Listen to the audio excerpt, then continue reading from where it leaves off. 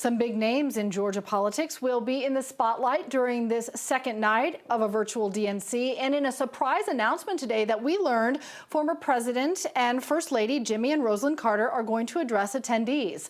Also speaking tonight, former gubernatorial candidate Stacey Abrams and former acting U.S. Attorney General Sally Yates. Another Georgian, not as well known, will take the virtual stage as well. Jennifer Bellamy joins us with more on that. Jennifer? Yeah, Cheryl, Representative Sam Park serves the Lawrenceville and Suwannee areas of Gwinnett County, so he's not a stranger there. But those who don't know him may not know that his election back in 2016 came with a lot of firsts. Park unseated a three-term Republican with his victory 4 years ago. And with the win, he became the first Asian American Democrat and first openly gay man elected to the Georgia state legislature. His grandparents were refugees from the Korean War who came to the U.S. in the 80s, and he credits their sacrifices for his opportunities.